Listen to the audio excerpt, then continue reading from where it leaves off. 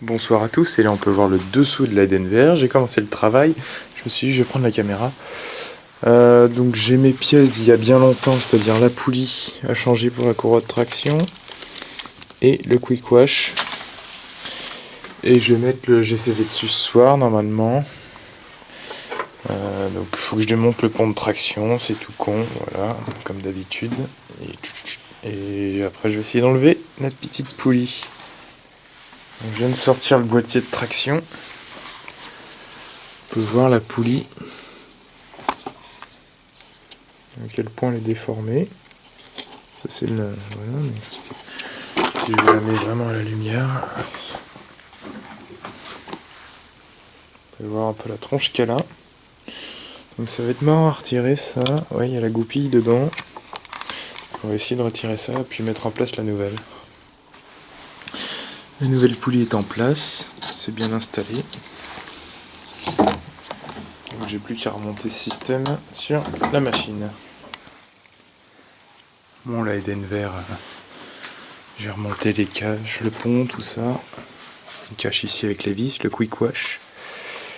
Et bon voilà, c'était pas juste du clipsable, c'était un peu galère, surtout pour le quick wash, parce qu'en dessous le carter a de la corrosion. Je sais pas si c'est un défaut d'origine ou quoi que ce soit, enfin j'ai dû faire un peu chauffer les deux pattes pour qu'il fasse bien son quart de tour. J'ai pas encore regardé en dessous ce que ça donne. Mais bon, j'ai déjà monté un moteur, enfin le GCV, je vais le monter maintenant. Et voilà. Bon, le GCV il a l'air de tenir solidement en place. Ouais, on va rien voir, mais j'ai taraudé des vis de culasse de Quantum pour que ça tienne. Parce que j'ai pas, c'est pas le système avec une vis et un boulon, c'est des vis autoforantes qui sont mises d'origine.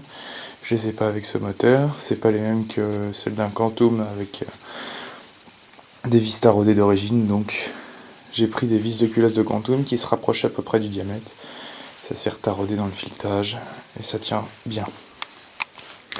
Voilà la machine toute remontée. Bon, déjà, 2-3 petits trucs, ça je savais, mais il manque une vis pour la culasse. Enfin pour le cache culbu. Faudrait que je m'occupe du carbu. Le cap d'accélérateur est un peu trop long, donc peut-être que je raccourcirai ça. Mais ça marche avec le starter. Le cap de frein moteur il marche bien. Le cap de traction il va marcher. Ouais, c'est ça. Et aussi, maintenant il y a le poids du moteur. Voilà, elle est réglable en hauteur. On appuie en pouce, elle est à 0. On appuie et ça remonte.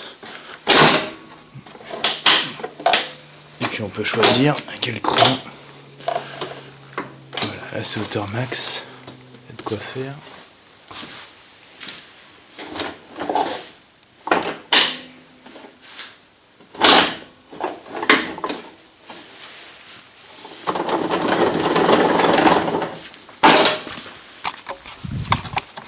Donc il n'y aura plus que les cliquets, traction agressée, roulement roue agressé, m'occuper du moteur. Puis voilà. Et j'ai mis le petit bouchon derrière pour masquer, on va pas voir, mais pour masquer le réglage pour la courroie. Et sinon ouais, ça va. Du coup ça c'est inversé. Accélérer c'est devant, ralentir c'est derrière. En bas ça marche. Voilà. En tout cas merci d'avoir regardé cette vidéo. Je vous dis à plus pour d'autres vidéos.